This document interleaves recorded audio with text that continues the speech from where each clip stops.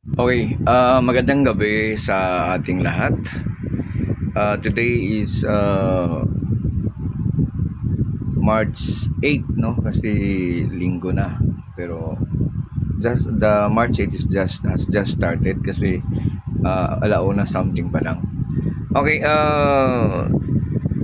mag sana'y yung mga nag-subscribe sa akin na may kinikilingan sa side ng kung kanino ka man kumikiling o kanino ka man sinong politician na sinusuportahan mo, pasensya na kung hindi mo magustuhan yung sasabihin ko. Pero sa tingin ko, ang sasabihin ko ay tama lang. Tama na may paggalang bali sa umiiral na batas. Tama sa tingin ko, tama na dapat lang igalang ang batas ng bansa, na dapat lang harapin ang anumang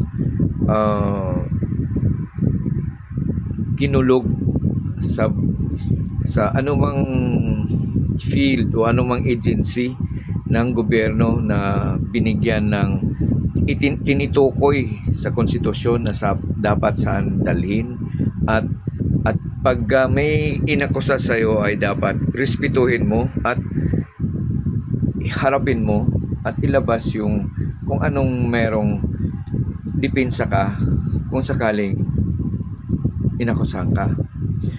So, para sa akin, example, dapat ang mangulo sa atin or mag-aspire na mangulo, dapat may respeto sa batas. Ano ba ibig ko sabihin? Kapag there is an existing agency that is being formulated in our constitution at andoon ang pangalan mo, tinatawag ng pangalan mo para sagutin mo ano ba ang may katotohanan ba o wala. So yun ang dapat mayroon tayo, kasi you are aspiring to lead the government, and our government is being governed with laws that is being found or nakikita sa konstitusyon natin. So kung may tao dyan na gustong mag-lead sa bansa, dapat matuto siyang sumunod at harapin ang anumang ibinato sa kanya. Do not rely on, dapat hindi ang taong na mag-lead sa atin ay hindi takot humarap sa binuo ng batas kung saan dapat dalhin yan at doon ipaliwanag mo. Hindi yung sa tao mo sasabihin. Dahil ang tao naman, marami sa mga taong wala namang alam sa issue. Dahil busy sila sa trabaho nila. They do not know what's going on. They do not know whether the accusation hurled to you is true. But if ever they heard it, I think it is your chance to clarify your side. Hindi yung iwasan mo or kung ano-anong sasabihin, 'di ba? So diretsuhin na natin. Kung si BP Sara ay may balak tumakbo sa pagka-presidente, dapat harapin niya 'yun. Yung impeachment na yan, harapin niya. Pero bago yan, 'di ba?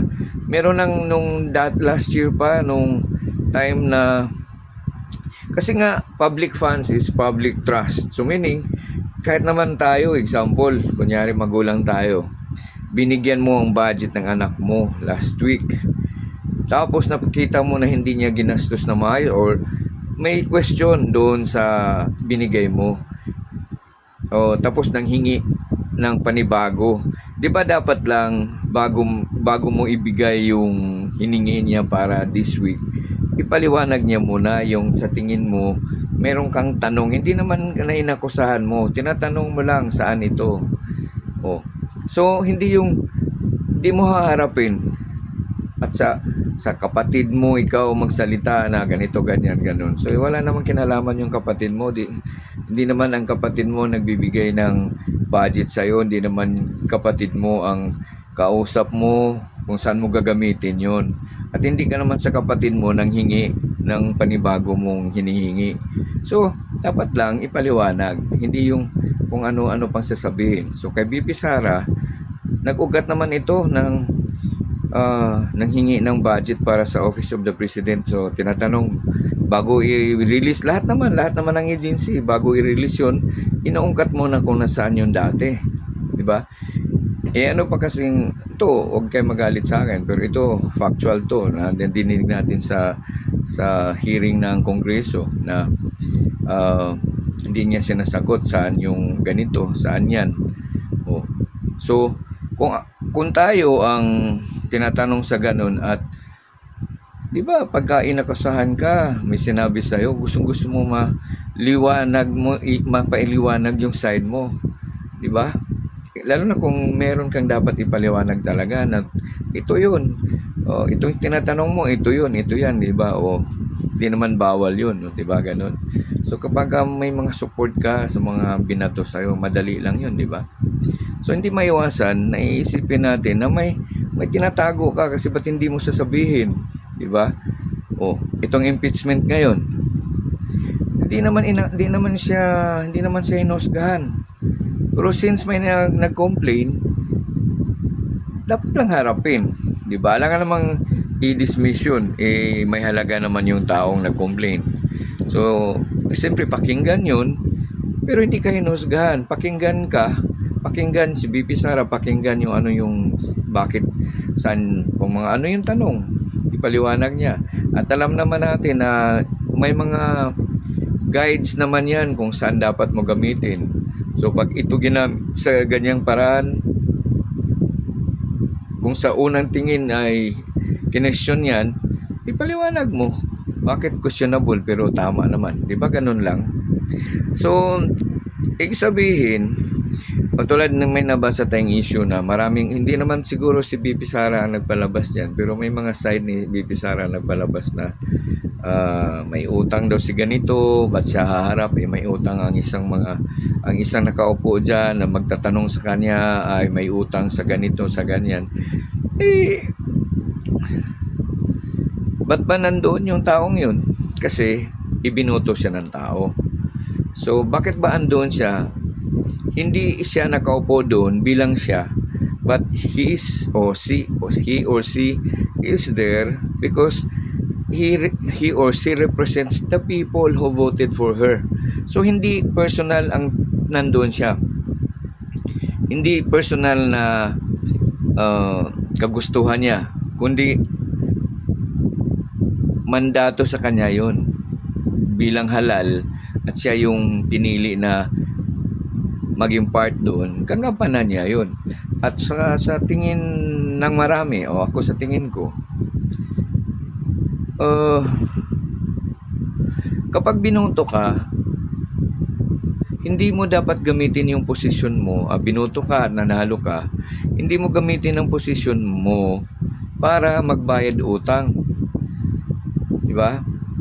Hindi mo gamitin ang posisyon mo na para tanawin mong utang na loob na i-exercise mo sa trabaho mo. Dapat detach yun. Hindi mo tangay-tangay sa pagkatao mo. Pagka gumanap ka ng posisyon na to represent the people, huwag mong personalin yan. Hindi mo dapat, tulad ni Robin Padilla, maka Duterte talaga siya. Kahit sunugin siya, amoy Duterte.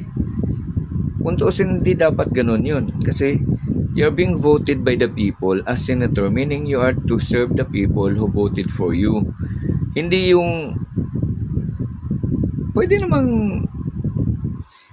side siya ni Duterte, pero hindi dapat in a way na hindi mo tinitingnan kung tama o mali ba.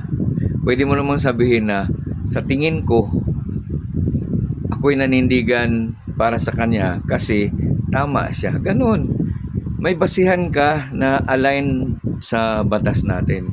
Hindi yung wala kang, kahit sa tingin natin mali, sasabihin niya ganun talaga siya, doon talaga siya. Mali na yun, di ba? O kaya sabihin niya wala kang utang na loob siya, hindi ka maging ganito kung hindi ganyan. No. Kapag nanalo ka dahil sa tulong ng isang tao, personal na utang na loob mo. Pero hindi ka magbayad no, nagagamitin mo yung pagkapanalo mo, yung posisyon mo, nanalo ka, para ibalik yung nagawa mo. Diba? So, pwedeng alamin mo ang totoo. Tulungan mo siya. Kung kunyari, parang kailangan niya ng tulong, tulungan mo siya sa tama lang. Hindi yung gamitin mo yung posisyon mo para tulungan siya at wala din naman bawal ang tumulong, di ba? Pero in a way na hindi mo you are not taking away what is right. So parang palabasin mo dapat na kaya mo ginawa yon hindi dahil sa may utang na loob ka. Kaya mo ginawa ito dahil sa tingin mo tama siya. Hindi yung utang na loob mo yon.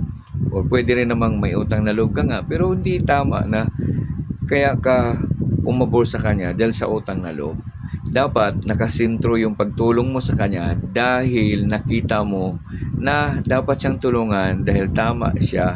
Hindi dahil sa dapat mo siyang tulungan dahil may utang na loob ka sa kanya. Hindi dapat ganoon yun, di ba? That should not be the case because once you're being voted, that is to serve the people, not to serve a specific person personally, at gamitin mo yung posisyon mo dahil nanalo ka para ibalik mo sa kanya. No, you can help him o her sa personal capacity mo, hindi yung sa bilang senador ka or congressman ka. Ganon ang sa tingin ko, di ba? So, iundan ang bayan natin kapag ka alisin yung ganon na hindi ka alipin sa taong tumulong sa'yo o hindi ka dapat kakampi sa tumulong sa'yo kung mali naman siya. Di ba? Dapat pairalin mo kung ano ang nasa batas. Kung ano ang kapag mali at tulungan mong maabsulto siya doon sa inakusa sa kanya, pero hindi yung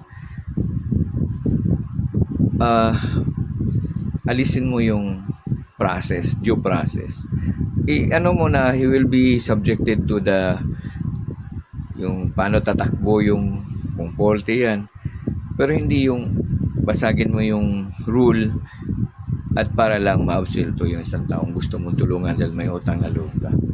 So ulitin ko lang, ang leader dapat ay marunong sumunod sa anumang itinakda na mga agency na binigyan ng karapatang mag-usisa. Huwag tayong magalit dahil gobyerno tayo. So, may karapatan na kapag may gustong malaman na ang nasa posisyon ay tumingin na dapat lang dinggin, dapat ano yun. So, sa side ni BP Sara, dapat welcome yung opportunity na yan na merong hearing, may trial sa impeachment, hindi siya inusgahan, kundi may nag-akusa lang at binigyan siya ng pagkakataon, may paliwanag. So pag may paliwanag na yon, di siyempre mas pabor sa kanya yon, matigil na yung mga ganitong sinasabi. Di ba? May sinasabi siya na dapat daw sabihin kung saan yung ill-gotten wealth na yan, sasabihin daw dapat kung saan ba yun? Saan bang lupa yun? Lupa ba sa ganito? Kailan yun? Ganon. Pwede naman sinasabi yun siguro. Pero meron ding iba na hindi na sinasabi na lilitaw na lang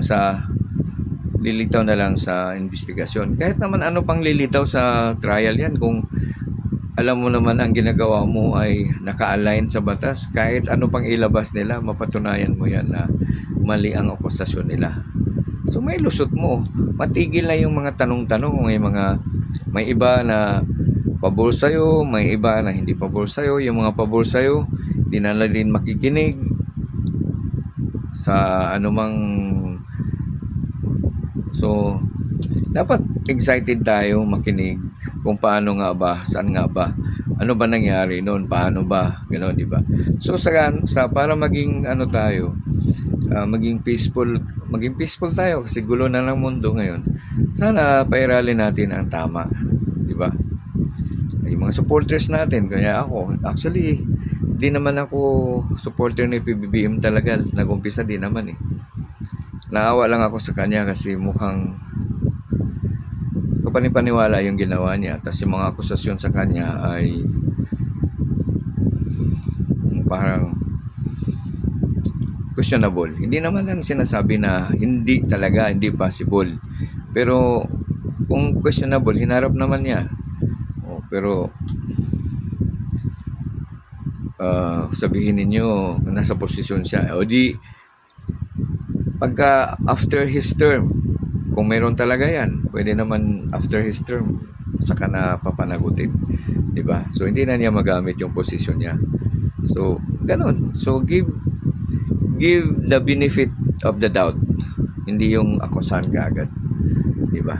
So, yan lang. Sana'y ulitin ko lang, hindi ko hinusgahan si Bibi Sara. I'm not against her. Ang gusto ko lang sana, harapin niya, ipaliwanag niya yung side niya. Kasi masyadong maraming sinasabi sa kanya eh. So dapat lang harapin niya yun para maipaliwanag at matigil na yung mga binabato sa kanya, di ba? So sana malusutan niya yun kasi kung tama naman yung pinagagawa niya na hindi lang siya naintindihan, so kailangan ipaliwanag. Okay? Para maputol na yung mga akusasyon. Okay? So yan lang. Maraming salamat.